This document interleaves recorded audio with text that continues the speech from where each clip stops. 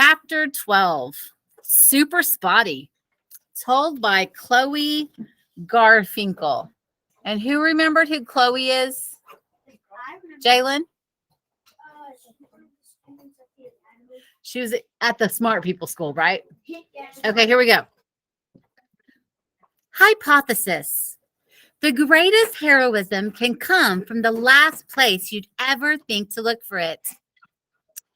Or maybe it wasn't a real hypothesis, since it had already been proven right here in Hardcastle.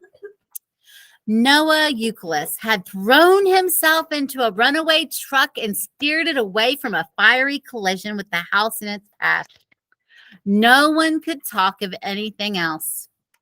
It was the kind of amazing story that happened in some other town, not yours.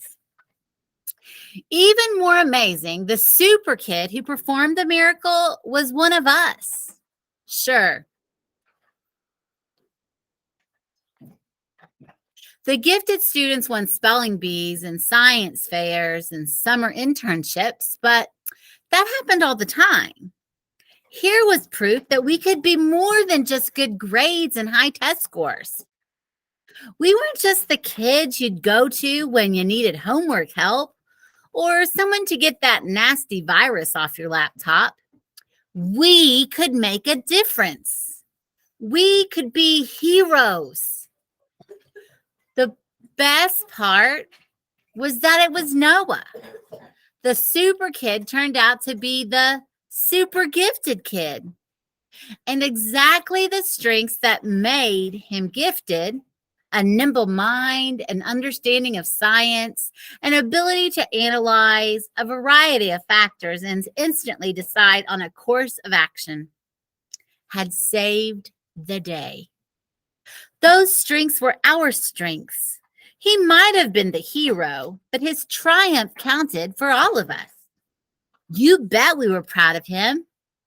Of course, Noah didn't attend the academy anymore, even though he was smarter than all of us put together. But he'd been on the gifted track with us most of the way. But he still came 3 afternoons a week for robotics. Him and Donovan. No question, he was ours. So when we heard the news, it was a big deal. We celebrated like it was someone from our own class. We planned a little reception for him in the robotics lab on his first visit after the announcement. We hung streamers from the multicolored wires, suspended like cobwebs from the ceiling, and we programmed our robot, Heavy Metal, to cross the room, stop in front of Noah, and raise a sign that read, "Congratulations, Super Kid." Everyone started peppering Noah with questions about his heroic moment. Noah responded in a very, very Noah-esque way. A lot about the properties of propane, the effects of gravity, inertia on a vehicle stopped on a slope, and Archimedes' principles of buoyancy as applied to a tanker trunk in a swimming pool. You know, easy stuff we'd all understood since elementary school. Okay, people, I've got a surprise for you, Oz announced. Noah did an interview with the Russ Trusbit Hour yesterday, and it's broadcasting in about 2 minutes. Take a seat, everybody. Let's watch our star in action. We scrambled to our desks, and the teacher turned on the flat screen at the front of the lab. Russ Trusman ran an interview show that had been on the air since our parents were our age.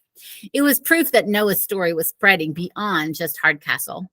The Russ Trusman Hour was out of a network affiliate a few towns away, and around here it was huge. Everybody watched Russ Trusman, all the adults anyway.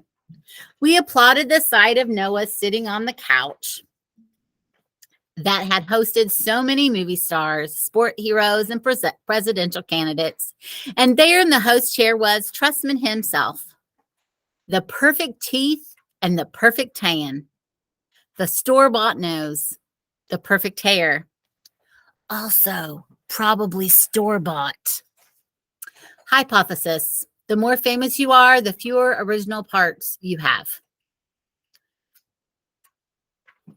I can't believe Noah is on Russ Tressman, exclaimed JC, who is normally the quietest kid in academy. No one was immune to super kid mania.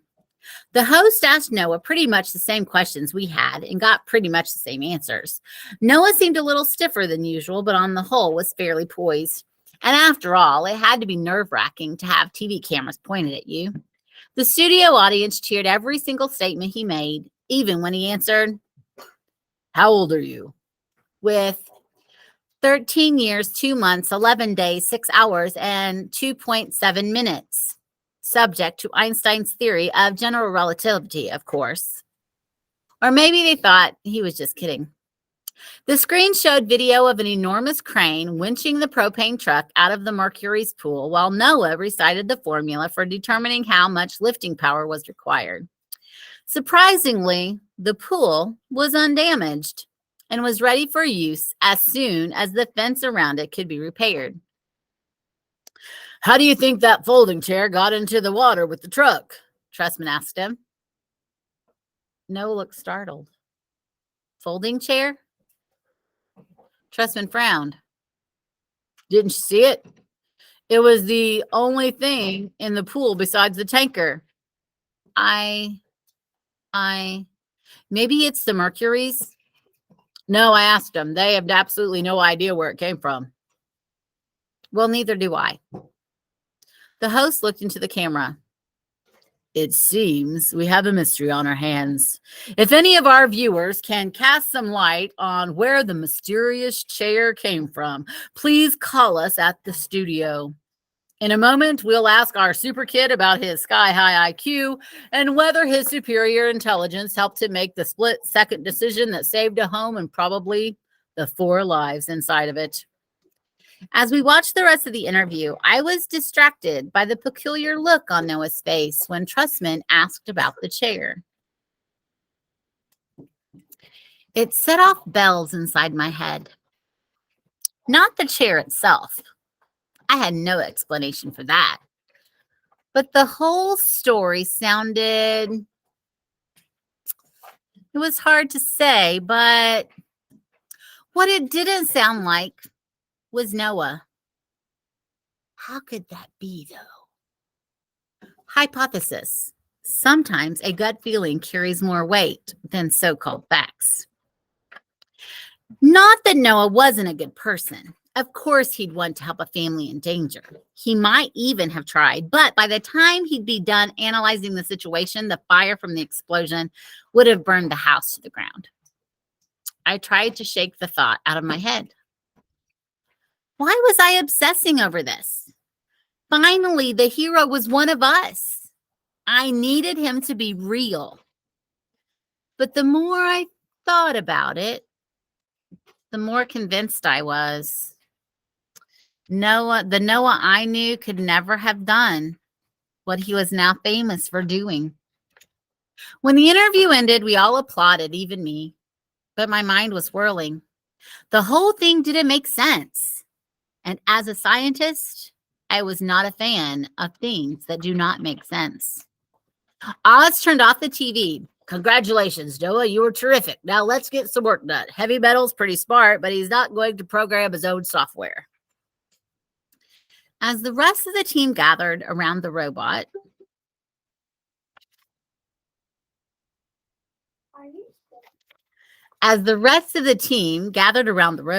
Donovan and I brought up the rear. I watched as Noah tripped over a cable, and only Oz's steady hand kept him from face planting on the floor. I grabbed Donovan's wrist. "It wasn't him," I whispered. "Huh?" "The super kid. It couldn't have been Noah." But it genuinely seemed to throw him.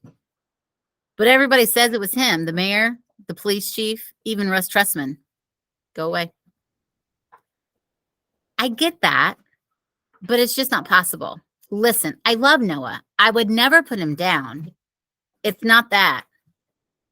Looking miserable, Donovan glanced away from me to the opposite corner of the room and he said, "You have to promise not to tell anyone." That brought me up short. What? What are you talking about? He leaned in and whispered, "It was me." What was you? What he told me shocked me down to my toes. That he, not Noah, was the super kid. That he'd only been in the neighborhood to keep Noah from tangling with a bully named Hashtag.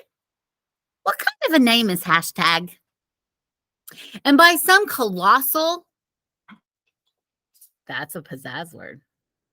By some colossal illogic, I couldn't tell anyone about this because it would result in Beatrice being impounded by animal control and declared vicious.